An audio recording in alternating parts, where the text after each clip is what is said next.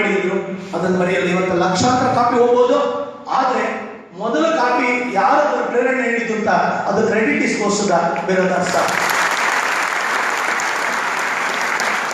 Minister ಆದ್ರೂ ಕೂಡ ಹಣೆ ಬರದಿಲ್ಲ ಆದ್ರೂ ಕೂಡ ಇಲ್ಲಿ ಬರ್ತೀನಿ ಏನಾದ್ರೂ ಬರ್ತೀನಿ, ಗ್ಯಾರಂಟಿ. ಅದು ನನಗಿದಲ್ಲ, ನನಗೆ ಬೇರೆ ಅಂತ ತಿಳ್ಕೊಂಡಿಲ್ಲ, ಆದರೆ ನನಗೆ ಇದು ಕೊಟ್ಟಂತ ಜಾಗ ಸಾರು ಕೂಡ ನನ್ನನ್ನು ಬೆಳೆಸಿದ್ದಾರೆ. ನಿಮ್ಮನ್ನು ಹೇಗೆ ಇದು ಮಾಡ್ತಾ ಬಂದಿದ್ರು ಸುಮಾರು ಸಾರಿ ನನಗೆ ಗೈಡ್ ಮಾಡಿದ್ದಾರೆ. ಅದು ನಿಜವಾಗ್ಲೂ ಕೂಡ ಅದನ್ನ ಜ್ಞಾಪಿಸ್ಕೊಂತೀನಿ. ಪ್ರತಿದಿನನೂ ಕೂಡ ನಾನು 5 ರೂಪಾಯಿ ಊಟ ಮಾಡಿದ್ದು ಕೂಡ ಜ್ಞಾಪಿಸ್ಕೊಂತೀನಿ. 5 ರೂಪಾಯಿ ಊಟ ಮಾಡಿ ದೊಡ್ಡದಾಗಿದ್ರು ಜ್ಞಾಪಿಸ್ಕೊಂತೀನಿ, 5 ರೂಪಾಯಿ ಊಟದ್ದು ಜ್ಞಾಪಿಸ್ಕೊಂತೀನಿ.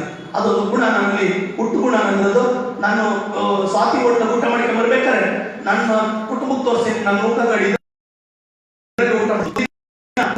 ನಿಲ್ಲಿಸ್ಬಿಟ್ಟು ಗಾಡಿನ ಊಟ ಮಾಡಕ್ ಹೋದೆ. ನಾನು ಇನ್ನು ಮರ್ತಿಲ್ಲ, 5 ರೂಪಾಯಿ ಊಟ ಮಾಡ್ತಿದ್ದೆ, ಆ ನೂಕಗಳಿಗೆ ಊಟ ಮಾಡ್ಬೇಕು. ಅಲ್ಲೆಲ್ಲ ಸ್ಟೂಡೆಂಟ್ಸ್ ತುಂಬ್ಕೊಂಡ್ಬಿಟ್ಟು ಬೇಜಾರಾಯ್ತು ನನಗೆ. ಸಾರೇನು ರೋಡಲ್ಲಿ ತಿಂತವ್ರಲ್ಲ ಅಂತ. ರೋಡಲ್ಲಿ ತಿನ್ನೋದೇನು ಅವಮಾನಲ್ಲ, ನಾವು ಬೆಳೆಸ್ಕೋಬೇಕಾದ್ರೆ ರೋಡಲ್ಲಿ ತಿನ್ನೋದು ಕೂಡ ತುಂಬಾ ಚೆನ್ನಾಗಿ ಮಾಡಿದ್ರೆ ರೋಡಲ್ಲಿ ನೂಕ ಗಾಡಿಗಳು ಒಳ್ಳೆ ಹೋಟೆಲ್ ಮಾಡಲ್ಲ. ಯಾಕೆಂದ್ರೆ ಬೇರೆ ಗಿರಾಕಿ ಬರ್ತಾರೆ, ಅವ್ರಿಗೆ ಹಂಗಲ್ಲ. ದಿನ ಬೆಳಿಗ್ಗೆ ಯಾವ ಗಿರಾಕಿ ಬರ್ತಾನೋ ಹೇಳಕ್ಕಾಗಲ್ಲ ಅಂತ ಹೋಟ್ಲು ಊಟ ನಿಲ್ಸ್ಕೊಂಡು. ಆದ್ರಿಂದ ಒಂದೇ ಒಂದು ಮಾತಾಡ್ತೀನಿ, ಹಳೇದನ್ನು ನಾವು ಯಾವತ್ತೂ ಕೂಡ ಜ್ಞಾಪಿಸ್ಕೋಬೇಕು. ಅದಕ್ಕಾಗಿ ನಿಜವಾಗ್ಲೂ ಕೂಡ ಆ ಪತ್ರಿಕೆ ಒಂದು ಸಣ್ಣ ಬೇಕಾದ್ರೆ ಸಹಾಯ ಮಾಡಿದ್ದಾರೆ, ಅದನ್ನು ನಾನು ಯಾವತ್ತೂ ಮರೆಯಲ್ಲ ಸರ್. ಅದು ಮರೆಯಲ್ಲ, ನಾನು ಅದನ್ನ ಮನಸ್ಸಲ್ಲಿ ಇಟ್ಕೊಂಡಿದ್ದೀನಿ. ಅದು ನಿಜವಾಗ್ಲೂ ಕೂಡ ನೀವು ಏನು ಸಹಾಯ ಮಾಡಿದ್ದೀರ ನೋಡಿ, ಅದೆಲ್ಲದೂ ಕೂಡ ನನ್ನ ಮನಸ್ಸಿನಲ್ಲಿದೆ, ನನಗೆ ಗೊತ್ತಿದೆ. ಅದನ್ನ ನಾನು ಯಾವತ್ತೂ ಮರೆಯಲ್ಲ. ಮತ್ತು ಎರಡನೇ ಬಂದಾಗ ಇನ್ನೂ ಸಂಸ್ಥೆ ಚೆನ್ನಾಗಿ ಬೆಳೀಲಿ ಅಂತ ನನ್ನ ಮನೋಭಾವ. ಚೆನ್ನಾಗಿ ಬೆಳೀಲಿ, ಇನ್ನೂ ಚೆನ್ನಾಗಿ. ಹಾಗಾದ್ರೆ ನನಗೆ ಯಾವತ್ತೂ ಕೂಡ ನಾನು ಬೆಳಿಬೇಕಾದ್ರೆ ಇನ್ನೊಬ್ರು ಯಾರು ಬೆಳಿಬೇಕು ದೇವರೇ ಇಲ್ಲ ನನಗೆ.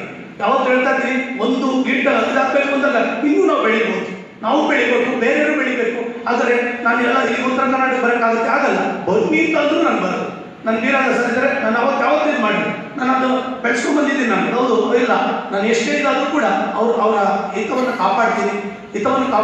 ಮತ್ತೆ ಅಣ್ಣ ಬಂದಾಗ ನನಗೆ ಟೈಮ್ ಫ್ಯಾಕ್ಟರ್ ಇರ್ಬೋದು, ಫೋನ್ ಮಾಡೋಕ್ಕಾಗದೇ ಇರ್ಬೋದು, ಆದರೆ ಟೈಮ್ ಆಗದೇ ಇಲ್ಲ ಅಂತಂದ್ರೆ ಅವ್ರ ಬಗ್ಗೆ ನನಗೆ ಕಾಳಜಿ ಇಲ್ಲ ಅಂತ ಒತ್ತಡಗಳಿರ್ತಾರೆ. ಸಾಕು ಕಾಸ್ಕೊಂಡಿದ್ದಾದ್ರೆ ನಾನು ಬೇರೆ ಹಚ್ಕೊಂಡ್ಬಿಟ್ಟಿರ್ತೀನಿ, ಬೇರೆ ಹಚ್ಕೊಂಡಿದ್ದೀನಿ. ಅವನ್ನೆಲ್ಲ ನಿಭಾಯಿಸ್ಕೊಂಡು ಮುಂದಕ್ಕೆ ಹೋಗ್ಬೇಕಾದ್ರೆ ಬಹಳ ಇದಾಗ್ತಾ ಬರ್ತದೆ ಸರ್. ನಿಜವಾಗ್ಲೂ ಕೂಡ ನಾನು ಇದಕ್ಕೆ ನನ್ನ ಇಟ್ಟಿದ್ದು ನನಗೆ ಕೊಟ್ಟಂತ ಎಲ್ಲದಕ್ಕೂ ಕೂಡ ಎಲ್ಲ ಮಕ್ಕಳ ಎದುರುಗಡೆ ಹೇಳ್ತೀನಿ, ದೇವ್ರ ಸಮಾನ. ನನ್ನ ಬಾಬನ ಹತ್ರ ಕೂಡ ಹೇಳ್ತೀನಿ. ಫಸ್ಟ್ ಬಾಬನ ಶಿಷ್ಯ ಅಂತ ಹೇಳ್ಕೊಂಡು ಕರ್ಕೊಂಡೋಗಿದ್ದು ಫಸ್ಟ್ ಗೊತ್ತಿಲ್ಲ, ಬಟ್ ಏನಾದ್ರು ಗೊತ್ತಾ ನನಗೆ ಎಲ್ಲೋ ಅನ್ನಿಸ್ತು. ಅದೇನೋ ಕಾಕತಾಳಿಯ. ನಾನು ಫೋನ್ ಮಾಡಿದೆ, ಅವರು ಸಾರ್ ಕ್ಲಾಸಲ್ಲಿ ಇದ್ರು, ನನಗೆಲ್ಲೋ ಶಿರ್ಡಿಗೆ ಹೋಗ್ಬೇಕು ಅನ್ನಿಸುತ್ತೆ ಅಂತಂದ್ರೆ ಬೆಳಿಗ್ಗೆ ಬಂದು ಮೈಸೂರು ಹೋಟ್ಲಲ್ಲಿ ಉಳ್ಕೊಂಡಿದ್ದೆ. ಬೆಳಿಗ್ಗೆ ಬಂದರೆ ಅಂದ್ರು, ಇವತ್ತು ಕ್ಲಾಸ್ ಮುಗಿಸ್ಕೊಳ್ಳಿ, ನಾಳೆ ನೀವು ಶಿರ್ಡಿಗೆ ಹೋಗೋಣ ಅಂದ್ರು. ಫಸ್ಟ್ ಟೈಮ್ ಶಿರ್ಡಿಗೆ ಕರ್ಕೊಂಡೋಗಿದ್ದು ಅಲ್ಲಿಂದ ನನ್ನ ಜೀವನದ ದಿಕ್ಕೇ ಚೇಂಜ್ ಆಯ್ತು ಮಕ್ಕಳೇ. ಯಾವತ್ತೂ ಕೂಡ ನಾನು ಹಿಂದಕ್ಕೆ ತಿರುಗಿ ನೋಡೋಕ್ಕಾಗಲಿಲ್ಲ. ಸಾಯಿಬಾಬನ ಕೃಪೆ ಅಷ್ಟು ನನ್ನ ಮೇಲೆ ಬಿತ್ತು. ಅದಕ್ಕೆ ದಾರಿ ತೋರಿಸಿದ ಗುರು ಕೂಡ ಇದೆ. ಅವ್ರು ಮರ್ತಿರ್ಬೋದೇನೋ, ನಾನು ಮರ್ತಿಲ್ಲ. ನನ್ನನ್ನು 2-3 ಬಾರಿ ಕರ್ಕೊಂಡೋಗಿದ್ದಾರೆ. ಈಗ ವಿಮಾನದಲ್ಲಿ ಬರುವಂತ ಭಗವಂತ ಸ್ಥಿತಿ ಕೊಟ್ಟಿದ್ದಾನೆ. ಆಗ ನನ್ನನ್ನು ಕಾರಲ್ಲಿ ಕರ್ಕೊಂಡೋಗಿ ಅವರೇ ಎಲ್ಲ ದರ್ಶನ ಮಾಡಿಸ್ಕೊಂಡು ಸುಮಾರು ಸರಿ ಹೋಗಿ ಬಂದಿದ್ದೀವಿ. ಅರ್ಥ ಆಯ್ತಲ್ಲ, ನಾನು ಹೆಚ್ಚು ಒಡನಾಟ ಇಟ್ಕೊಂಡಿದ್ದೇವೆ. ಈಗಿನ ಟೈಮ್ ಫ್ಯಾಕ್ಟರ್ಗೆ ಇನ್ನೊಂದು ಸಾರಿ ನಾನು ಬರ್ತೀನಿ, ಕ್ಲಾಸ್ ಮಾಡಕ್ಕೆ ಬರ್ತೀನಿ. ಈಗೇನು ಭಾಷಣ ಮಾಡಕ್ಕೆ ಬರಲ್ಲ, ಕ್ಲಾಸ್ ಮಾಡಕ್ಕೆ ಬರ್ತೀನಿ. ಅರ್ಥ ಆಯ್ತಲ್ಲ, ಬಂದು ಕ್ಲಾಸ್ ಮಾಡಿ ಹೋಗ್ತೀನಿ. ನಾನು ಕ್ಲಾಸ್ ಮಾಡಿ ಹೋಗ್ತಾ ಬರ್ತೀನಿ. ಹಂಗಿದ್ದು ಅಶೂರೆನ್ಸ್ ಬರ್ತೀನಿ, ಫಿಕ್ಸ್ ಮಾಡ್ಕೊಂಡು ಗ್ಯಾರಂಟಿ ಬರ್ತೀನಿ. ಒಂದು ಬ್ಯಾಚ್ ಒಂದ್ಸಾರಿ ನಾನು ಬಂದು ನನ್ನ ಕೈಲಾದಷ್ಟು ನಿಮಗೆ ಗೊತ್ತಿರೋದು ನಿಮ್ಮ ಜೊತೆ ಶೇರ್ ಮಾಡ್ಕೊತೀನಿ. ಬರ್ತೀನಿ. ಇನ್ನು ಹೆಚ್ಚು ಎದುರುಗಡೆ ಕೂತ್ಕೊಂಡು ಮಾತಾಡೋದು ನನಗೆ ಅಂತ ಇಷ್ಟ ಆಗಲ್ಲ. ಯಾವತ್ತೂ ಕೂಡ ಒಬ್ಬ ವ್ಯಕ್ತಿಯನ್ನ ಅವ್ರ ಬಗ್ಗೆ ಏನಾರು ಮಾಡಬೇಕು ಅಂದ್ರೆ ನಾವು ಹಿಂದ್ಗಡೆ ಮಾಡಬೇಕು. ಅರ್ಥ ಆಗ್ತದೆ, ಹಿಂದ್ಗಡೆ ಮಾಡಬೇಕು. ಮೋಸ ಮಾಡೋದ್ರೆ ಮುಂದ್ಗಡೆ ಮಾಡಬೇಕು, ಒಳ್ಳೇದು ಮಾಡ್ಬೇಕಾದ್ರೆ ಹಿಂದ್ಗಡೆ ಮಾಡಬೇಕು. ಮೋಸ ಮಾಡೋದ್ರೆ ಹಿಂದ್ಗಡೆ ಮಾಡಬೇಕು. ಅದರಿಂದ ಅವ್ರ ಮುಂದೆ ಕುಂಡಿಸ್ಕೊಂಡು ನಾನು ಹೆಚ್ಚು ಹೊರಬೇಕಾದ ಅವಶ್ಯಕತೆ ಇಲ್ಲ. ಇರೋದನ್ನ ನಾನು ಮುಖ್ಯವಾಗಿ ಹೇಳ್ತಾ ಬಂದೆ. ಅರ್ಥದಲ್ಲ, ನನಗೆ ಎಷ್ಟು ಮಾತು ಮತ್ತೆ ಹೇಳೋದು ಅವ್ರಿಗೂ ಗೊತ್ತು ನನ್ನ ಬಗ್ಗೆ. ಎಷ್ಟು 1-2 ವರ್ಷ ನಾನು ಅವ್ರಿಗೂ ಸಂಪರ್ಕ ಇಲ್ಲದೆ ಹೋದ್ರು ಕೂಡ 2-3 ವರ್ಷ ನನಗೆ ಗೊತ್ತು ಯಾರು ಏನು ನನಗೆ ಗೊತ್ತಿತ್ತು. ನಾನು ಯಾರು ಅಂತ ಗೊತ್ತಾಗಿ ಆಗುತ್ತೆ ಅವ್ರಿಗೆ ಅಂತ ಟೆಕ್ಸ್ ಟೈಮ್ ತಗೊಳುತ್ತೆ. ಯಾವುದಾದ್ರೂ ಕೂಡ ಒಳ್ಳೇದು, ಇದು ಒಳ್ಳೆ ಕೆಲಸಗಳು ಹೆಚ್ಚು ಕಾಲ ತಗೊಳ್ತವೆ. ಆದರೆ ಅದು ನಿಜವಾದ ಬಂಡವಾಳ ಗೊತ್ತಾಗುತ್ತೆ. ಆದ್ರೆ ಮೋಸಕ್ಕೆ ಬೇಗ ಗೊತ್ತಾಗ್ಬೋದು, ಆದ್ರೆ ಒಳ್ಳೇದು ಟೈಮ್ ಬೇಕಾಗುತ್ತೆ. ನನಗೆ ಗೊತ್ತಿದೆ ನಾನು ಇಷ್ಟು ಕಲ್ಮಶವಾಗಿದ್ದೀನಿ, ಒಳ್ಳೇದಿದ್ದೀನಿ, ಅಥವಾ ನಾನೇನು ಮಾಡಿಲ್ಲ, ನಾನು ನನ್ನ ಒಳ್ಳೆ ಕೆಲಸ ಮಾಡ್ಕೊಂಡು ಹೋಗಿದ್ದೀನಿ, ಇದಿಲ್ಲ ಗೊತ್ತಾಗುತ್ತೆ. ಸಾರ್ ನಾನು ಯಾರು ಅಂತ ಹೇಳಿ ಗೊತ್ತಾಗುತ್ತೆ ಅನ್ನೋದು ಇದು ಮಾಡ್ತಾ ಬಂದೆ. ಅದರಿಂದ ಸಾರ್ ಮಾಡಿರುವಂತ ಎಲ್ಲ ಇದನ್ನು ಜ್ಞಾಪಿಸುವಂತ ನಿಮ್ಮ ಬಗ್ಗೆ ನಾನು ಒಂಚೂರು ಮಾತಾಡಬೇಕಾಗಿದೆ. ಮಕ್ಕಳೇ, ನಾನು ಏನು ಇವತ್ತು KS ಪರೀಕ್ಷೆ ಬರೀತಾ ಇದ್ದೀನಿ. KS ಪರೀಕ್ಷೆ ಸಾರ್ ಹೇಳಿದ್ರು KS ಎಲ್ಲ ಬರೀತಾ ಇದ್ದೀನಿ. ನೀವು ಯಾಕೆ ಆಗ್ಬಾರ್ದು? ನನ್ನ ಆಸೆ ಏನು ಗೊತ್ತಾ, ಬಡ ಮಕ್ಕಳು ಕಡೆ ಮಗು ಆಗಬೇಕು, ಕಡೆ ಮಗು ಆಗಬೇಕು, ಗ್ರಾಮೀಣ ಭಾಗದವರಾಗಬೇಕು. ಇವತ್ತು ಹೆಚ್ಚು ಗಮನ ಕೊಡ್ತಾ ಇದ್ದಾರೆ ನಾನು ಗ್ರಾಮೀಣ ಭಾಗ. ಮಾತಾಡ್ಬೇಕಾದ್ರೆ ಬಂದೆ ಏನಂತ ಗೊತ್ತಾ, ಯಾಕೆ ಇಲ್ಲಿ ಹೆಚ್ಚು ಕಾನ್ಸಂಟ್ರೇಟ್ ಮಾಡ್ತೀರ ಅಂದ್ರೆ, ನಿಮಗೆ ನೊಂದೋರ್ ಧ್ವನಿ ಗೊತ್ತಿದೆ, ಅವ್ರಿಗೆ ಧ್ವನಿ ಆಗೋ ತಾಕತ್ತು ನಿಮಗೆ ತಾಕತ್ತಿದೆ ಧ್ವನಿ ಆಗೋದು. ಒಂದು ಮಗು ಬಂತು, ನಾನು ಕ್ವಶನ್ ಮಾಡಿದೆ, ನೀನು ಯಾಕೆ PS ಆಗಬೇಕು ಅಂತ ಹೇಳಿದೆ, ನಿಮ್ಮ ಹತ್ರಕ್ಕೆ ಬರಬೇಕು ಅಂತ ಬಂದೆ, ನಾನು PS ಆಗಬೇಕು ಅಂತ ಬಂದೆ. ಯಾಕೆ ಬಂದೆ ಅಂತ ಹೇಳಿದ್ರೆ, ಆ ಮಗು ಹೇಳ್ತಾ ಬಂತು, ಹೆಣ್ಮಗು, ನಾನು ನಮ್ಮ ಅಜ್ಜಿ ಇಬ್ರು ಪೊಲೀಸ್ ಸ್ಟೇಷನ್ಗೆ ಹೋಗಿದ್ದು, ನಮ್ಮ ಬಂಡೆಗೆ ಬೆಂಕಿ ಇಟ್ಬಿಟ್ಟಿದ್ರು, ಯಾರೋ ದ್ವೇಷಕ್ಕೆ ಬೆಂಕಿ ಇಟ್ರು, ಹೋದ ಸ್ಟೇಷನ್ಗೆ ಅವ್ರು ಎಲ್ಲಿಂದೋ ಫೋನ್ ಬಂತು.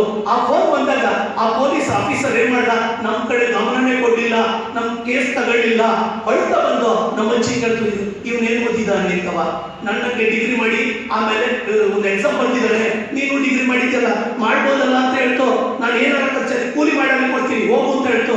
ಅದಕ್ಕೆ ನಾನು PS ಆಗಿ ಬಂದಿದ್ದೀನಿ ಅಂತ.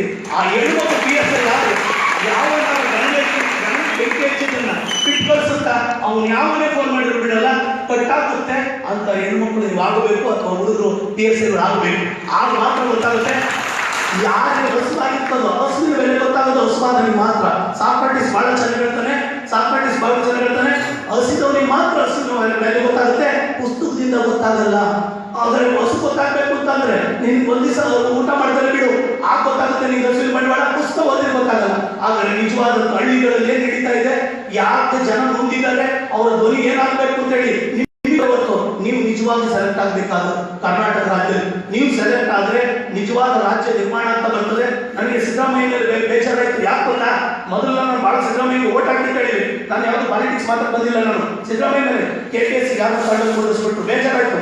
ನನಗೆ ಆಸೆ ಏನು ಗೊತ್ತಾ, KPSC ಹೋದಂತ ಒಬ್ಬ ಕಡೆ ಹುಡುಗ ಇಂಟ್ರೂ ಮಾಡ್ಕೊಂಡು ಸೆಲೆಕ್ಟ್ ಆಗಿ ಬರ್ಬೇಕು, ಆಚೆ ಕಡೆ ಸೆಲೆಕ್ಟ್ ಆಗಿ ಬರ್ಬೇಕು, ಇಲ್ಲಿ ಕಡೆ ಹುಡುಗು ಅಪಾಯಿಂಟ್ ಆಗೋದು ಆಗ್ಬೇಕು.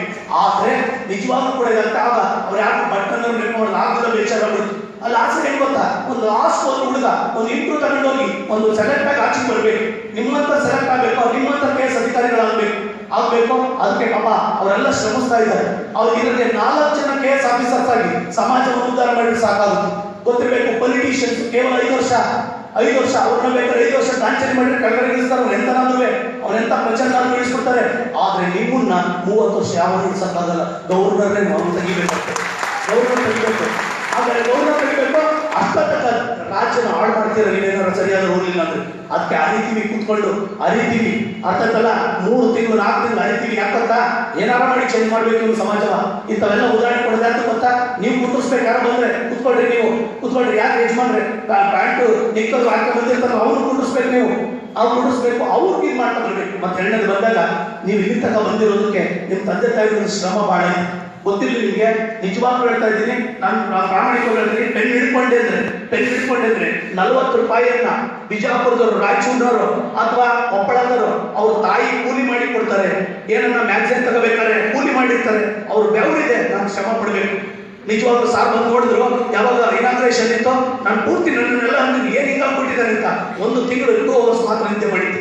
ಆ ಇನಾಗ್ರೇಷನ್ 2-3 ಡೇಸ್ ನಿದ್ದೆನೆ ಮಾಡಿರ್ಲಿಲ್ಲ. ನಾನು ನಿದ್ದೆನೆ ಮಾಡಿಲ್ಲ. ಕೊಡ್ಬೇಕು ನಾವೇನಾದ್ರು, ನಿಮ್ಮ ತಂದೆ ತಾಯಿಗಳು ನಿಮ್ಗೆ ನಿರೀಕ್ಷೆ ಮಾಡಿದ್ರೆ. ನನಗೊಬ್ಬ ಹುಡುಗ ಕೇಳ್ದ, ನಾನು ಹೆಂಗಿರ್ಬೇಕು, ಪರ್ಸನಾಲಿಟಿ ಹೆಂಗಿರ್ಬೇಕು ಅಂತ ಕೇಳ್ದ. ನಾನು ಹೇಳಿದೆ, ನಾನೀಗ ಆ ಕ್ಲಾಸಲ್ಲಿ ಹೇಳಿದ್ರೆ ನಾನೀಗ ಹೆಂಗಿರ್ಬೇಕು ಅಂದ್ರೆ, ಪಕ್ಕದ ಮನೆ ಅಮ್ಮ ನೋಡಿ ನಿಮ್ಮ ತಾಯಿ ಹೇಳ್ಬೇಕು, ನಿನ್ನ ಮಗನಂತ ನನ್ ಮುಟ್ಬೇಕಾಗಿತ್ತು ಅನ್ಸ್ಬೇಕು.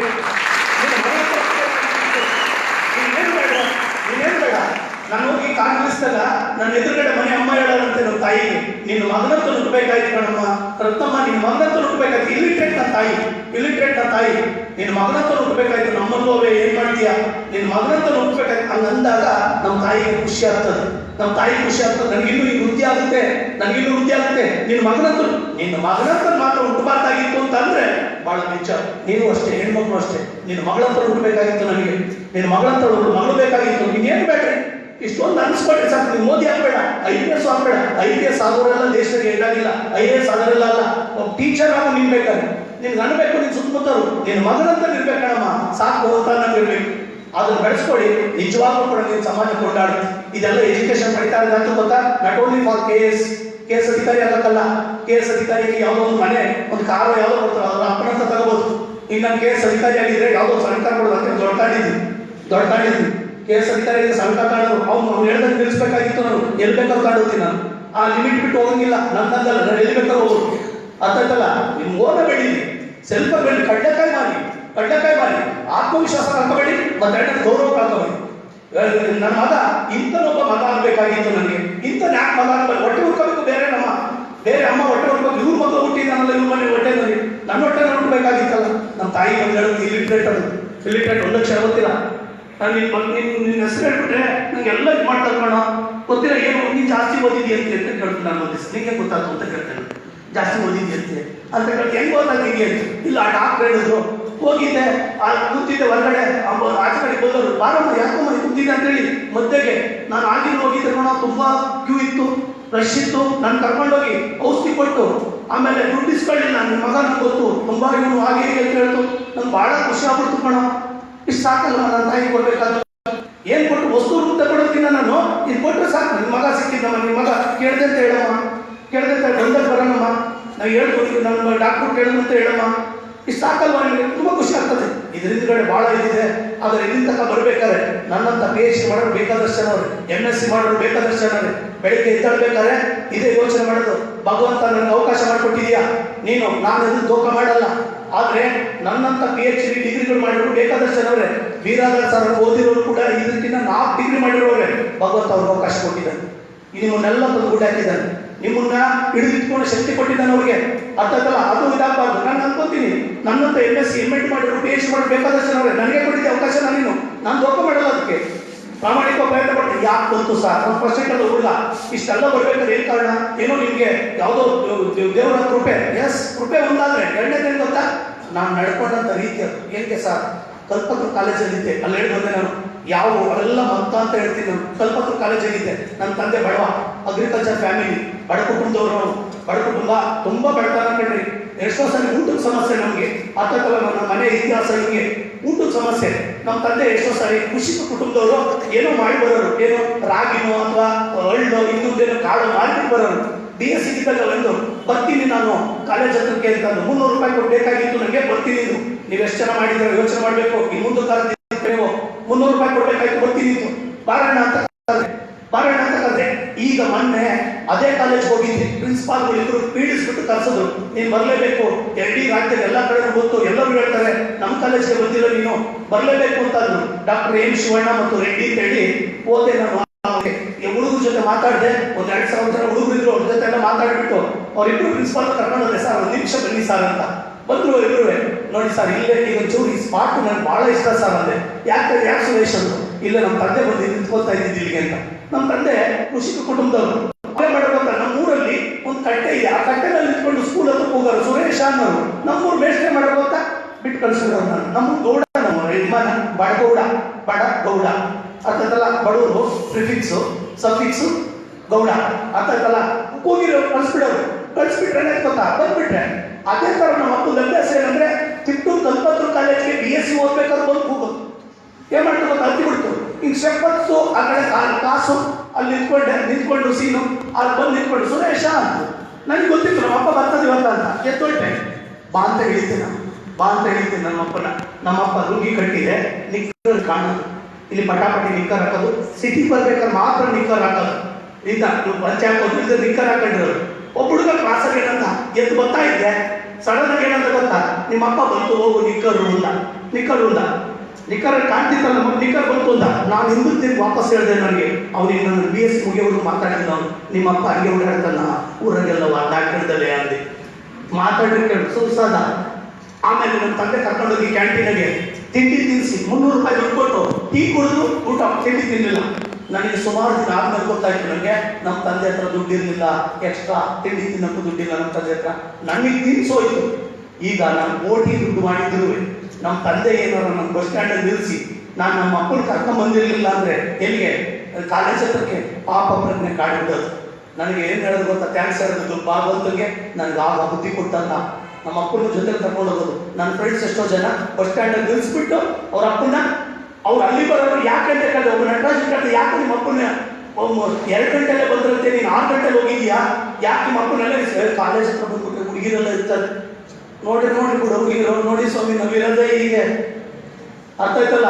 ಯಾವಾಗ ಅದು ಬೆಳೆಸ್ಕೊಂತೀವೋ, ನಮ್ಮ ತಂದೆ ತಾಯಿ ಅವರೆಲ್ಲ ಹೆಂಗಿದಾರೋ ಸ್ವೀಕಾರ ಮಾಡ್ತೀವೋ, ಆಗ ಬೆಳವಣಿಗೆ ಅಂತ ಬರ್ತೀವಿ. ಇದು ಇದು ಇಸ್ ನಾಟ್ ನಾಲೆಡ್ಜ್ ಇಂದ ಮಾತ್ರ ವ್ಯಕ್ತಿ ಆಳಲ್ಲ ರೀ, ನಮ್ಮ ಎಲ್ಲ ವ್ಯಕ್ತಿತ್ವವು ಕೂಡ ಮುಖ್ಯವಾದದ್ದು. ನಾನು ಇಟ್ ಇಸ್ ಎ ಟೋಟ್ಯಾಲಿಟಿ. ಮತ್ತು ಇದು ನನ್ನ ನಡವಳಿಕೆ, ನನ್ನ ಯೋಚನೆಗಳು, ನನ್ನ ಎಲ್ಲ ವರ್ತನೆಗಳು, ನನ್ನ ಜ್ಞಾನ ಎಲ್ಲವೂ ಸೇರಿ ನನಗೆ ಪ್ರಸಿದ್ಧಿ ಬರ್ತದೆ. ಖ್ಯಾತಿ ಬರೋದು ಸುಮ್ಮನೆ ಬರಲ್ಲ. ಆದರೆ ನಾಲೆಡ್ಜ್ ಇರೋರೆಲ್ಲ ಖ್ಯಾತಿ ಪಡೆದಿಲ್ಲ, ನಾಲೆಡ್ಜ್ ಇರೋರೆಲ್ಲ ಖ್ಯಾತಿ ಪಡೆದಿಲ್ಲ. ಅಂತಕ್ಕಲ್ಲ ನಾಲೆಡ್ಜ್ ಒಂದೇ ಅಲ್ಲ, ನಮಗೆ ಬೇರೆಯೂ ಸೇರ್ಕೊಂಡಾಗ ನಮಗೆ ಗೌರವಿಸೋದು, ನಾವು ಅವ್ರಿಗೆ ಇಟ್ಕೊಂಡಿರೋ ಯೋಚನೆಗಳು ಅವನ್ನೆಲ್ಲವೂ ನಮ್ಮನ್ನು ರೂಪಿಸ್ತಾ ಬರ್ತದೆ. ನಿಜವಾಗ್ಲೂ ಕೂಡ ಅವನ್ನೆಲ್ಲ ಬೆಳೆಸ್ಕೊಂಡಾಗ ಇದಾಗುತ್ತೆ. ನಿಮ್ಮ ತಂದೆ ತಾಯಿ ಹೇಗಿದ್ದಾರೋ ಅವ್ರನ್ನ ಅಕ್ಸೆಪ್ಟ್ ಮಾಡ್ಕೊಳ್ಳಿ. ಬೆಳಗ್ಗೆ ಎದ್ದು ಯೋಚನೆ ಮಾಡ್ಬೇಕು ನೀವು. ಏನಂತ ಗೊತ್ತಾ, ಏನು ಮಾಡ್ತಾವ್ರು ಅವರು, ನಾನು ಎಲ್ಲಿ ಬಂದಿದ್ದೀನಿ, ಯಾರು ಹುಡುಗ ಹೇಳ್ದ ನನಗೆ ಪುಸ್ತಕ ಇಟ್ಕೊಂಡ್ರೆ ಹುಡುಗಿ ಬರ್ತಾಳೆ ಅಂತ. ನಾನು ನಿನ್ನೆ ಹೇಳೋಣ, ನಾನು ಇನ್ನು 5 ವರ್ಷ ಯೋಚನೆ ಮಾಡಿಬಿಟ್ಟು ಆ ಹುಡುಗಿ ಬ್ಯಾರೆ ಜೊತೆ ಹೋಗ್ತಾ ಇರೋದು ಕಾಣ್ತಾಳೆ, ಹೋಗ್ತಾರೆ ಕಾಣ್ತಾಳೆ, ನಿಮ್ಮ ಕೆಲಸಕ್ಕೆ ಹೋಗ್ತಾಳೆ. ಅರ್ಥಕ್ಕಲ್ಲ, ಎಲ್ಲ ರಿಕಾಲ್ ಮಾಡಬೇಕು. ಪ್ರತಿ ದಿನದಲ್ಲೂ ಕೂಡ ಎಷ್ಟೇ ಮಟ್ಟಕ್ಕೆ ಬೆಳೆದ್ರು, ಎಷ್ಟೇ ಬಂದರೂ 5 ನಿಮಿಷ ಕೂತ್ಕೊಂಡು ಯೋಚನೆ ಮಾಡ್ತೀನಿ. ಎಲ್ಲಿ ಊಟ ಮಾಡ್ತಿದ್ದೆ, 500 ರೂಪಾಯಿ ಊಟ ಮಾಡಿದೆ, 5,000 ರೂಪಾಯಿ ಬಿಲ್ ಆಗಿದ್ರು 5 ರೂಪಾಯಿ ಊಟ ಜ್ಞಾಪಿಸ್ಕೊಂತೀನಿ. ನಾನು ಒಂದ್ಸರಿ ನೌಕಾ ಗಾಡಿ ಊಟ ಮಾಡ್ತಿದ್ದೆ, ಎಲ್ಲ ಜ್ಞಾಪಿಸ್ಕೊತೀನಿ. ಅದನ್ನೆಲ್ಲ ಜ್ಞಾಪಿಸ್ಕೊಂಡಾಗ ನಮ್ಗೆ ಇದಾಗ್ತಾ ಬರ್ತದೆ. ನಿಮ್ಗೆಲ್ಲರೂ ಕೂಡ ಆ ಒಳ್ಳೆ ಆಲೋಚನೆಗಳೇ ಒಳ್ಳೆ ಕ್ರಿಯೆಗಳು. ನಮ್ಮ ಆಲೋಚನೆಗಳೇ ನಮ್ಮ ಕ್ರಿಯೆಗಳು, ಆ ಕ್ರಿಯೆಗಳೇ ಫಲಗಳು.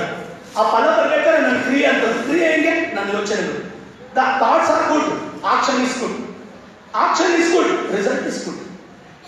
ಕಾಯಿಲೆಗಳ ರಿಸಲ್ಟ್ 100% ಬರ್ತದೆ. ನನ್ನ ಅನುಭವ, ಅದು ಅನುಭವ. ಆದರೆ ನನ್ನ ಕ್ರಿಯೆ, ನನ್ನ ಥಾಟ್ಸ್ ಏನಾಗಿರ್ಬೇಕು ಅಂತ ಶುದ್ಧವಾಗಿರ್ಬೇಕು. ಅರ್ಥ ಆಯ್ತಲ್ಲ? ನೆಗೆಟಿವ್ ಥಿಂಕ್ ಮಾಡಬೇಡ, ಪಾಸಿಟಿವ್ ಥಿಂಕ್ ಮಾಡಿ. ಇನ್ನೊಂದು ಗಂಟೆ ಹೇಳಬೇಕು ಅನ್ಸುತ್ತೆ ನಿಮ್ಮ ಜೊತೆ. ಇನ್ನೊಂದು ದಿವಸ ಬಂದರೆ ಪಾಠ ಮಾಡ್ತೀನಿ, ಬಹಳಷ್ಟು ಪಾಠ ಮಾಡ್ತೀನಿ, ಬಹಳ ಇದಿದೆ. ಆದರೆ ನಾನು ಬಂದಿದ್ದು ಸುಮಾರು ಜನ ಕಲ್ತವ್ರೆ, ಬಿರಾದಾರ್ ಸರ್ ಇವರೆಲ್ಲ ಏನು ಆಕಾಶದ ಹೇಳಿದವರು ಅಂತ. ನನಗೆ ಎಷ್ಟೋ ಸಾರಿ ಹೇಳಿದ್ದಾರೆ, ಸರ್ ನಿಮಗೆ ನೀವು ಬೆಳೆದು ಬಂದು ದಾರಿ ಹೇಳಿ, ಇವು ಯಾಕೆ ಹೋಗ್ತಾರೆ. ದೇವರನ್ನೇ ಫಸ್ಟ್ ಕ್ಲಾಸ್ ಅಲ್ಲ, ನಾನು ಸೆಕೆಂಡ್ ಕ್ಲಾಸ್. ಆದರೆ SSLC ಪಾಸ್ ಆಗೋದೇ ಡೌಟ್ ಆಗಿತ್ತು. ಅಂಥ ಪರಿಸ್ಥಿತಿ ನಮ್ಮದು. ಇಂಗ್ಲೀಷ್ ಮೀಡಿಯಂ ತಾಳೆ ಸೇರಿಸ್ಬಿಟ್ಟು ನನ್ನ. ಆದರೆ ನನಗೆ ಓದೋದೇ ಕಷ್ಟ ಆಗುತ್ತೆ. ಇಂಗ್ಲೀಷ್ ಗೊತ್ತಾಯಿಲ್ಲ ನನಗೆ. ಗ್ರಾಮೀಣ ಭಾಗದವನು, ನಮ್ಮೂರ ಹತ್ರ ನಾವು ಫೇಮಸ್ಸು. 7ನೇ ಕ್ಲಾಸ್ ತನಕ 8ನೇ ಕ್ಲಾಸಿಗೆ ನಾನು ಇಂಗ್ಲೀಷ್ ಮೀಡಿಯಂ ಸೇರಿಸ್ಬಿಟ್ಟು ಒಂದು ಅಕ್ಷರ ಅರ್ಥ ಆಗ್ತಾ ಇಲ್ಲ. SSLC ಹೆಂಗೆ ಪಾಸ್ ಆಗೋದು ಡೌಟ್ ಆಗುತ್ತೆ. ಆಮೇಲೆ ಇಂಪ್ರೂವ್ ಮಾಡ್ಕೋಬೋದು. ನೀವು ಏನಾರಾಗಿರ್ತೀರಿ, ತಲೆ ಕೆಡಿಸ್ಕೊಬೇಡ್ರಿ. ಡಿಗ್ರಿ ಏನಾರಾಗಿರಲಿ, ಅದು ಬರೀ ಮಾರ್ಕ್ಸ್ ಕಾರ್ಡ್ ಮಾತ್ರ ನೋಡ್ತಾರೆ. ಬರೀ ಅಧಿಕೃತ ವಿಶ್ವವಿದ್ಯಾಲಯದಲ್ಲಿ ಪದವಿ ಪಡೆದವನ ಆ ಯೂನಿವರ್ಸಿಟಿ UGC ಕಂಪ್ಲೀಷನ್ ಆಗಿದ್ದ ನೋಡ್ತಾರೆ ಅಷ್ಟೇ. ನಿಮ್ಗೆ ಯಾವುದು ನೋಡಲ್ಲ. ಇವತ್ತಿಂದ ಪಡಿಬೇಕಾದ್ರೆ ಕೂತ್ಕೋಬೋದು. ಈಗ 3 ತಿಂಗಳು ಬಂದು ಒಬ್ಬ ಯಜಮಾನರು ಹತ್ತು ನನ್ನ ಎದುರುಗಡೆ ಗಳಗಳನ್ನು ನೋಡ್ತಾ ಇದ್ದಾರೆ. ಏನ್ರಿ ಯಜಮಾನ್ರೆ, ಚಿಕ್ಕಬಳ್ಳಾಪುರ ಜಿಲ್ಲೆ, ಅವ್ರ ಹುಡುಗನ PSI ಆಗೋನೆ ನಿಂತವ್ರೆ, PSI ಇಲ್ಲಿ ಅವ್ರ ಅಪ್ಪ ಕೂತ್ಕೊಂಡು ಗೋಳಂತವ್ರು. ಏನು ಸ್ವಾಮಿ ಹೇಳ್ತಾ ಇದ್ದೀರಲ್ಲ, ಏನು ಹೇಳ್ಬೋದು, ಅಕ್ಕಿನ ಬಂದು 5 ಹೇಳಿದ್ರು ನನ್ನನ್ನು ಕೂತು ಸರ್ಗಣಪ್ಪ ಇವತ್ತಾದ್ರು ಮತ್ತೆ ಹೇಳ್ತಿರಲ್ಲ ಅಂದ್ರೆ ಏನಿಲ್ಲ ಕಣಪ್ಪ, ಖುಷಿ ಗೊತ್ತಿತ್ತು. ಯಾಕೆ ಗೊತ್ತಾ, ನನ್ನ ಮಗನ ಏನು ಆಗಲ್ಲ ಅನ್ಕೊಂಡಿದ್ರು, ಇವತ್ತು ಸಬ್ ಇನ್ಸ್ಪೆಕ್ಟರ್ ಆಗ್ಬಿಟ್ಟ. ಇಲ್ಲಿ ಕುತ್ಕೊಂಡಿರೋ ಸುಮಾರು ಜನ ಕಡಿಮೆ ನಂಬರ್ ತೆಗೆದಿರೋರಿದ್ದೀರಾ, ಮನಸ್ಸು ಮಾಡಿ ಹೊಡಿದಿದ್ರೆ ಇವತ್ತು ಬೇಕಾದ್ರೆ ರ್ಯಾಂಕ್ ಹೋಲ್ಡರ್ ಆಗ್ಬೋದು. ನೀವು ರ್ಯಾಂಕ್ ಹೋಲ್ಡರ್ ಆಗ್ಬೋದು, ಮನಸ್ಸು ಮಾಡಿ ರ್ಯಾಂಕ್ ಹೋಲ್ಡರ್ ಆಗ್ಬೋದು. ಹೆಂಗ್ ಗೊತ್ತಾ, ಬೇಕಾಗಿರೋದು ಏನು ಗೊತ್ತಾ, ನೆನ್ನೆ ಬೇಕಾಗಿಲ್ಲ, ನಿಮಗೆ ಫಾಸ್ಟ್ ಬೇಕಾಗಿಲ್ಲ. ಅರ್ಥಾತ್ ಮಾರ್ಕ್ಸ್ ಕಾರ್ಡ್ಗಳ ಲೆಕ್ಕಕ್ಕೆ ಇಲ್ಲ. ನಾವು ಇವತ್ತು ಇಂಪ್ರೂವ್ ಮಾಡ್ಕೊಂಡ್ರು ಸಾಕು, ಚೇಂಜ್ ಮಾಡ್ಬೋದು. ಒಂದು ಹೆಜ್ಜೆನ ಬದಲಾವಣೆ ಮಾಡ್ಕೊಡ್ಬೋದು. ಹೀಗೆ ಕಟ್ಟಂತ ಮನ್ಸು ಮಾಡಿ ಇವತ್ತೆಲ್ಲರೂ ಕೂಡ ನಿಮ್ದೇನು ಈ ರ್ಯಾಂಕ್ ಬಂದಿದ್ದವರು ಕೂಡ ದನ ಕಾಯ್ತಾರೆ. ಇವತ್ತು ಕಾಂಪಿಟೇಟಿವ್ ಎಕ್ಸಾಮ್ ಅಷ್ಟು ಕಳಿಸಿದೆ. ಅರ್ಥಾತ್ ಮನ್ಸು ಮಾಡಿ ನಿಂತ್ಕೊಂಡ್ರೆ 5 ಆಗುತ್ತೆ. ಅಸಿಸ್ಟೆಂಟ್ ಕಮಿಷನರು ಯಾರೋ ಅಡಿಷನಲ್ ಕಮಿಷನ್ ಬಂದಿದ್ದಾರೆ, ನಿಮ್ಮ ಮನೆ IAS ಆಫೀಸರು. ನಿಮ್ಮ ಸ್ಟೂಡೆಂಟ್ಸು ತುಂಬಿದ್ದಾರೆ. ನನ್ನ ಹತ್ರ 3 ಜನ ಅಸಿಸ್ಟೆಂಟ್ ಕಮಿಷನರ್ಗಳವ್ರೆ. ಬಟ್ ನೀನು ಹೇಳ್ತಾ ಇಲ್ಲ, ನೀನು ಅವ್ರನ್ನೆಲ್ಲವ 3 ಜನ ಅಸಿಸ್ಟೆಂಟ್ ಕಮಿಷನರ್ಗಳವ್ರೆ. ಮತ್ತೆ ಕಮರ್ಷಿಯಲ್ ಟ್ಯಾಕ್ಸ್ ಇನ್ಸ್ಪೆಕ್ಟರ್ಗಳವ್ರೆ, ಕಮರ್ಷಿಯಲ್ ಆಫೀಸರ್ಸ್ ಅವ್ರೆ. ಯಾವುದೋ ಕೆಲಸ ಬಂದಿದ್ದವನು. ನಿನ್ನ ಸ್ಟೂಡೆಂಟ್ಸ್ ಅಲ್ಲ, ನನಗೆ ಇಷ್ಟಿಷ್ಟೇ ನಿನ್ನಿಂದ ಆಗವೆ ಅಂತ ನನಗೆ ಗೊತ್ತು.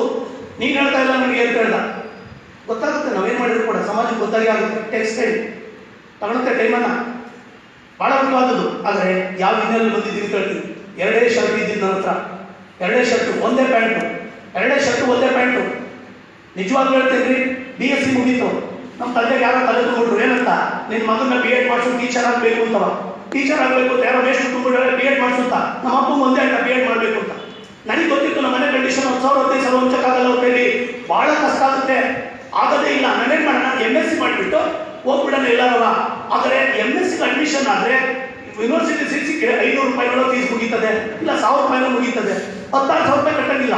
ಹಿಂಸೆ ಮಾಡಿದ್ದಕ್ಕೆ ಅಡ್ಮಿಷನ್ಗೆ ಅಪ್ಲಿಕೇಶನ್ ಹಾಕ್ತೆ, B.Ed ಸೀಟ್ ಸಿಕ್ಬಿಡ್ತು. ರಾತ್ರಿ ಬಂದೆ ಶನಿವಾರ ಡೇಟ್ ಜಾಸ್ತಿ ಕೊಡಲಿಲ್ಲ ಅವರು. ಸೋಮವಾರದಾಗ ಅಡ್ಮಿಷನ್ ಆಗಬೇಕು ಅಂತ ಕೂತ್ಕೊಂಡ್ರು. ಈಗ ಶನಿವಾರ ಬಂದ್ಬಿಟ್ಟೆ. ಶನಿವಾರ ಬಂದು ಹೇಳಿದೆ ನಮ್ಮಪ್ಪ ಕೇಳ್ತು, ಸೀಟ್ ಸಿಗ್ತೇನೋ ಅಂತು. ಬಿಡೋಣ, ಯಾಕೆ ಅಂದೆ. ಸಿಗ್ತಾ ಹೇಳು ಅಂತ. ಸಿಕ್ತು ಬಿಡೋಣ, ಈ ದುಡ್ಡು ಹೊಂಚಕ್ಕಾಗುತ್ತಾ ಬಿಡು ಅಂತ ಅಂದೆ. ಇಲ್ಲ ಹೊಂಚ್ತೀನಿ ಹೇಳು. ಅಂತೂ ಕರ್ಕೊಂಡೋದ್ರು ನನ್ನನ್ನು ಕರ್ಕೊಂಡೋದ್ರೆ ಇವತ್ತು ಕೂಡ ಎಂ ಡಿ ಲಕ್ಷ್ಮೀನಾರಾಯಣ ಅಂತ MLC ಆಗಿದ್ದವರು ನನಗೆ ಈಗಲೂ ಜ್ಞಾಪಕ ಇದೆ. ಅವ್ರು ನನ್ನ ಹತ್ರ ಬಂದು ಹೇಳೋದು, ನೀನು ನನ್ನ ಜೊತೆ ಸಂಪರ್ಕದಲ್ಲಿರಬೇಕು, ನನ್ನ ಮಗ ನೀನು ಕ್ಲೋಸ್ ಆಗಿರ್ಬೇಕು ಅಂದ್ರು. ಜ್ಞಾಪಿಸ್ಕೊಂಡೆ. ನಾನು ಹಿಂದ್ಗಡೆ ಪಾಪ ಅವರು ಏನು ಇದು ಮಾಡಿತ್ತು, ಅವ್ರ ಮನೆ ತನಕ ಹೋಗಿದ್ದು ನಾವು. ನಮ್ಮ ತಂದೆ ಹೋದ್ರು ಒಳಗಡೆಗೆ ಸಾಲ ಕೇಳಿದ್ರು. ಇಲ್ಲ ನೋಡ್ರೆ ಕೊಡೋಕ್ಕಾಗಲ್ಲ ನಿಮಗೆ ಸಾಲ, ನೀವು ಸಾಲ ಮಾಡಿದ್ರೆ ಅದಾದ್ರೆ ನಿಮ್ಮ ಪರವಾಗಿ ಬೇರೆಯವ್ರಿಗೂ ಸಾಲ ಕೊಡಿಸಿದ್ದೀರಾ, ಕೊಡೋಕ್ಕಾಗಲ್ಲ ಅಂದ್ರು. ನೋಡತಕ್ಕ ನೋಡಿದ್ರೆ ಪ್ರಾಣ ಹೋಯ್ತು ಮಾಡೋ ನನಗೆ. ಆಚೆ ಕಡೆ ಬಂತು ನಮ್ಮಪ್ಪ ತಡೆಯಕ್ಕಾಗಲ್ಲ. ನಮ್ಮಪ್ಪ ಅವ್ರ ಪಕ್ಕದ ತೋಟ, ಅವ್ರ ಮನೆ ಪಕ್ಕದಲ್ಲಿ ಅಡ್ಜಸೆಂಟ್ ತೋಟ, ನಮ್ಮಪ್ಪ ತೋಟಕ್ಕೆ ಹೋಯ್ತು. ತೆಂಗಿನ ಸೊಸಿನ ಎಳಿತಾ ಇದ್ದೆ, ತೆಂಗಿನ ಮರಗಳು ತೆಂಗಿನ ಬಟ್ಟೆಗಳು ಎಳಿತಾ ಇತ್ತು ಅವ್ರ ತೋಟಕ್ಕೆ. ಪ್ರಾಣ ಹೋದಾಗಾಯ್ತು. ಕುತ್ಕೊಂಡೆ, ಅಣ್ಣ ಬಾರಣ ಹೋಗ್ಬಿಡೋಣ ಅಂತ ಕರೆದೆ. ಇಲ್ಲ ಬರಲ್ಲ, ನಾನು ದುಡ್ಡು ಇಸ್ಕೊಂಡೆ ಬರೋದು ಉಂಟು, ದುಡ್ಡು ಇಸ್ಕೊಂಡೆ ಬರೋದು ಉಂಟು. ದುಡ್ಡು ಇಸ್ಕೊಂಡು ಬಂತು. ಅವ್ರಿಗೆ ಮನ್ಸು ಬಂತ ಗೊತ್ತಿಲ್ಲ, ತೆಗೆದು ಕೊಟ್ಟರು ದುಡ್ಡ. ಸೀದಾ ಬಂದೆ. B.Ed ಮುಗಿಯೋವರೆಗೂ ಕೂಡ ಅನೇಕ ಬಾರಿ ಚೀಟಿ ಬರಿವೆ, ಲೆಟ್ರ್ ಬರಿವೆ, ಬರ್ದಾಕಿ ಅಣ್ಣ ನನ್ಗೆ ದುಡ್ಡು ಬೇಕು, ನನಗೆ 200 ರೂಪಾಯಿ ದುಡ್ಡು ಬೇಕು ಅಂದ್ರೆ 200 ರೂಪಾಯಿ ಜ್ಞಾಪಿಸ್ಕೊಂಡೆ. ನಮ್ಮಪ್ಪ ಎಲ್ಲಿ ಹೋಗುತ್ತೆ ಅವ್ರ ತಗೋಗಿ ಕೇಳುತ್ತೆ ಅಂತೇಳಿ ಬರ್ದಾಕಿ ಬೆಳೆಸಿದ್ದೀನ. ಭಾಳ ಇದು ಎಷ್ಟೋ ಸಾರಿ ಊಟ ಇದ್ದರೆ ಮಲಗಿದ್ದೀನಿ ನಾನು, ಎಷ್ಟೋ ರಾತ್ರಿ ಊಟ ಮಲಗಿದ್ದೀನಿ. ಶುಕ್ರವಾರ ಬೆಳಗ್ಗೆ ಶನಿವಾರ 50 ರೂಪಾಯಿ ಹನುಮಂತಪ್ಪ ಅಂತ ಇಸ್ಕೊಂಡು ಸೀದಾ ಬಂದಿದ್ದೀನಿ. ಬೇಡ ನಮ್ಮ ಅಪ್ಪಗೆ ಹಿಂಸೆ ಕೊಡುವಂತ ಅದು ನನ್ನ ಇಲ್ಲಿ ತಕ್ಕಂಥದ್ದು. ಒಂದು ದಿವಸ ದೇ ಜವರೇಗೌಡರು ಬಂದರು. ದೇ ಜವರೇಗೌಡರು ಅಂತೇಳಿ ದೊಡ್ಡ ಇವರು ಸಾಹಿತಿಗಳು ಕೇಳಿದ್ದಾರೆ ನೀವೆಲ್ಲ, ಕುವೆಂಪು ಅವರ ಶಿಷ್ಯ. ಇಡೀ ಕಾಲೇಜೇ ಭಾಳ ಇದು ಮಾಡ್ತು. ಲೆಕ್ಚರ್ಗಳೆಲ್ಲ ಬಂದು ಹೇಳಿದ್ರು, ಇವ್ರು ಬರ್ತಾವ್ರೆ, ದೇ ಜವರೇಗೌಡರು ಬರ್ತಾವ್ರೆ, ಭಾಳ ದೊಡ್ಡ ಮನುಷ್ಯ, ಆಗ್ತಕ್ಕಲ್ಲ, ಏನು ನ್ಯೂಸಸ್ ಕ್ರಿಯೇಟ್ ಮಾಡ್ಬಾರ್ದು ನೀವು, ಹಾಗೆ ಹೇಗೆ ಅಂತಂದ್ರು. ನನಗೇನು ಗೊತ್ತೆ ಭಯ.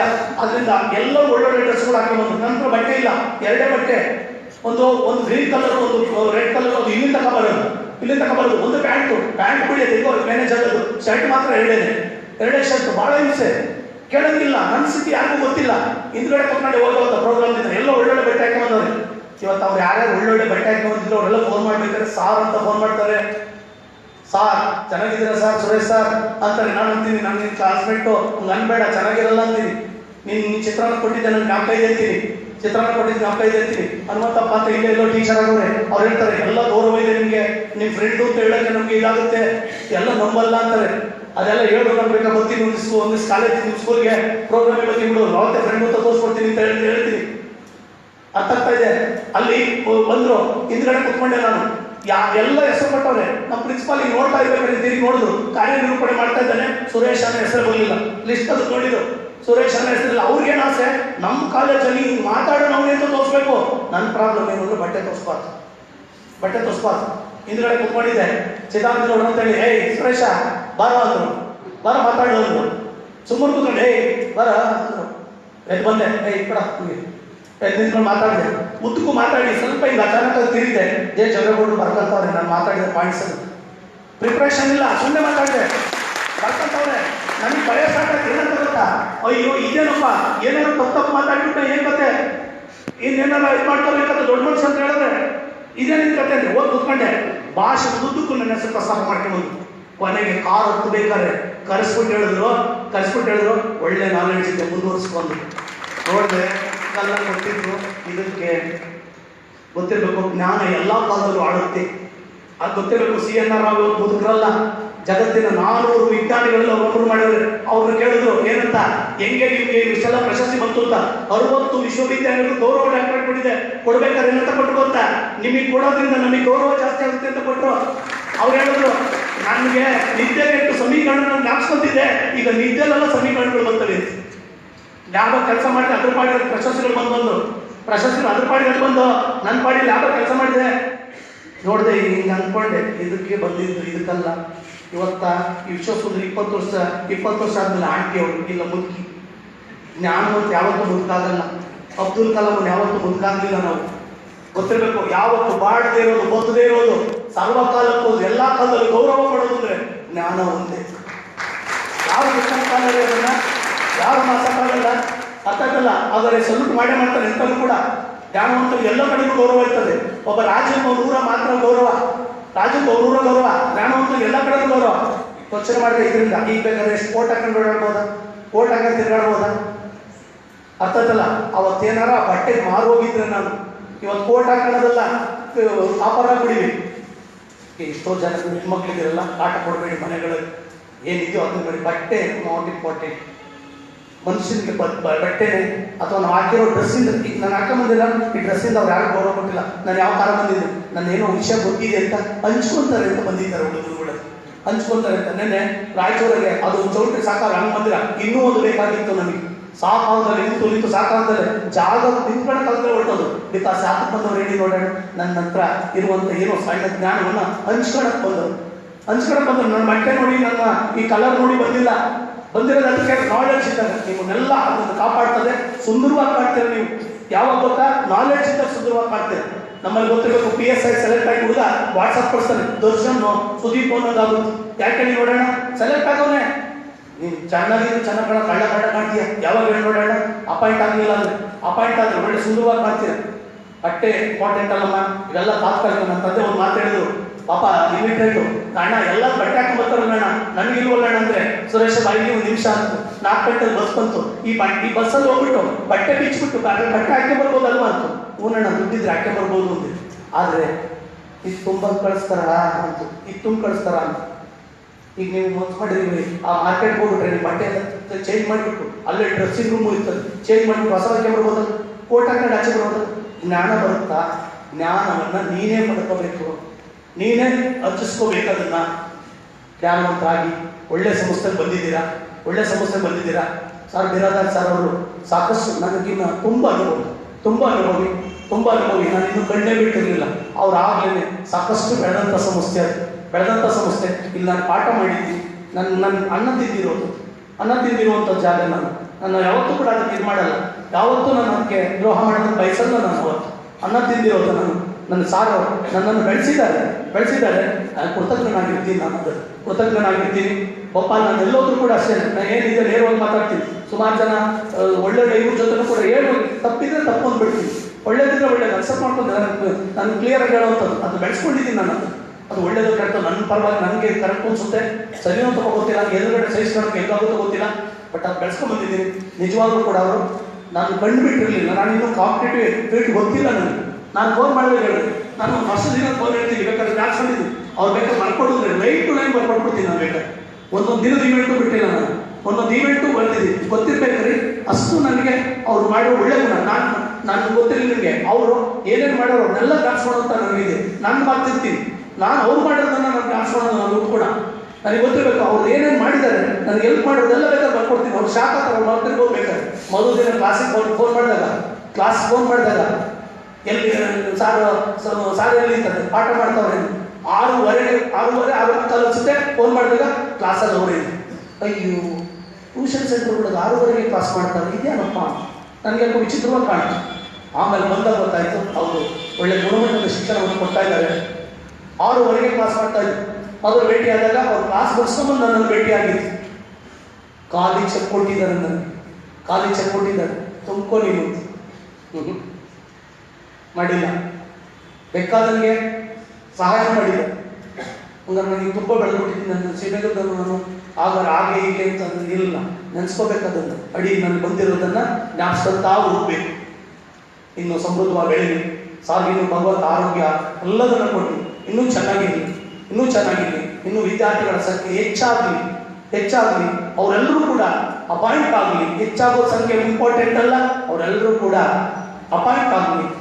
ಇನ್ನೂ ದೊಡ್ಡ ಹೆಸರು ಬರಲಿ ಈ ಭಾಗದಲ್ಲಿ ಇನ್ನೂ ಕೂಡ ಅವರ ಹೆಸರು ಇದಾಗ್ತಾ ಬರಲಿ. ಅವರು ಒಳ್ಳೆ ರೀತಿಯಲ್ಲಿ ನನ್ನ ಕೈಯಲ್ಲಿ ಎಷ್ಟಾಗುತ್ತೋ ಅಷ್ಟು ನನ್ನ ಕಾಲಮಿತಿನಲ್ಲಿ ನನ್ನಿರುವಂಥ ಟೈಮ್ ಫ್ಯಾಕ್ಟರ್ಸಲ್ಲಿ ನಾನು ಕೂಡ ಬಂದು ನನ್ನ ಕೈಲಾದಷ್ಟು ಐದು ಅಶ್ಯೂರೆನ್ಸ್ ಬಂದು ಮಾಡಿಕೊಟ್ಟು ಹೋಗ್ತೀನಿ. ನನ್ನ ಸಂಸ್ಥೆ ನನ್ನ ಕೈಲಾದಷ್ಟು ಅವತ್ತು ಮಾಡ್ತಾ ಇದ್ದೆ. ನನಗೆ ಇವಾಗ ನಾನೊಬ್ಬ ಗೆಸ್ಟ್ ಅಂತ ಬಂದಿಲ್ಲ, ನಾನು ಒಬ್ಬ ಟೀಚರ್ ಅಂತ ನನಗೆ ಇದೆಲ್ಲ ಜ್ಞಾಪಕ ಬರ್ತಾ ಇದೆ. ಇದೆಲ್ಲ ಓಡಾಡಿದ್ದೀನಿ ನಾನು, ನನ್ನ ಸೈಕಾಲಜಿ ಪಾಠ ಮಾಡಬೇಕಾರೆಲ್ಲ ಇದು ಮಾಡ್ತಾ ಬಂದಿದ್ದೀನಿ. ಎಲ್ಲದೂ ಸೇರಿಕೊಂಡು ನನ್ನ ಕಷ್ಟದ ದಿನಗಳಲ್ಲಿ ನನ್ನ ಜೊತೆನಲ್ಲಿದ್ದು, ಜೊತೆಲಿದ್ರು. ಸುಖ ದಿನಗಳಲ್ಲಿ ಭಾಳ ಜನ ಇರ್ತಾರೆ, ಕಷ್ಟದ ದಿನಗಳಲ್ಲಿ ಜೊತೆಲಿರೋರು ಭಾಳ ಇಂಪಾರ್ಟೆಂಟು. ಅದರಿಂದ ಯಾವತ್ತೂ ಅದನ್ನು ಮರೆಯಲ್ಲ. ಮರೆತರೆ ನನಗೆ ಅನ್ನ ಸಿಕ್ಕಲ್ಲ, ಮರೆಯಲ್ಲ. ನಾನು ಯಾವತ್ತೂ ಮಾತಾಡಲ್ಲ. ಇದೇನು ಮಾತಾಡಿದ್ದೀನಿ, ನನ್ನ ಹೆಂಡತಿ ಎದುರುಗಡೆ ಮಾತಾಡಿದ್ದೀನಿ, ಮಕ್ಕಳ ಎದುರುಗಡೆ ಮಾತಾಡಿದ್ದೀನಿ. ಅವ್ರು ಇವತ್ತುವರೆಗೆ ಯಾವ ಥರದ ಅನುಭವ ಸಿಕ್ಕಿದ್ರೆ ಎದುರುಗಡೆ ಮಾತಾಡ್ತಿರ್ತೀನಿ. ಸರಿ ಇಲ್ಲ ಅಂದರೆ ಹಿಂದೆಗಿಂತ ವರ್ಕೌಟ್ ಆಗಲ್ಲ ಅಂತ ಅದೆಲ್ಲ ನೇರ ಇದು ಮಾಡ್ತಾ ಬರ್ತೀನಿ. ನಾನು ಬೆಳೆಸ್ಕೊಳ್ಳಿ, ಒಳ್ಳೇದಾಗಲಿ. ನೀವು ಕೂಡ ಮೇಲೆ ಬನ್ನಿ. ನಾನು ಹೇಳ್ತಾ ಇದ್ದೀನಿ, ನೀವು ಹೇಳಿರೋ ಎಕ್ಸಾಂಪಲ್ಸ್, ನಿಮ್ಮ ತಾಯಿ ಹೆಂಗವ್ರು ಹಂಗೆ ಸ್ವೀಕಾರ ಮಾಡಬೇಕು. ಹಂಗೆ ಸ್ವೀಕಾರ ಮಾಡಬೇಕು. ಅವ್ರ ಕಷ್ಟ ಸುಖಗಳು ಯೋಚನೆ ಮಾಡಬೇಕು, ಏನು ಮಾಡ್ತಾವ್ರೆ ಅಂತ. ನಿದ್ದೆ ಮಾಡ್ಬೇಕಾದ್ರೆ ಹಾಗಾದ್ರೆ ಗೊತ್ತಿರ್ಬೇಕು ನಿಮಗೆ. ಅಲ್ಲಿ ಹೇಳಿದೆ, ಇವಾಗ ಮಲಗಿದ್ರೆ ಮುಂದೆ ಎದ್ದೇಳ್ಬೇಕಾದ್ರೆ, ಈಗ ಎದ್ರೆ ಮುಂದೆ ಮಲಗ್ಬೋದು.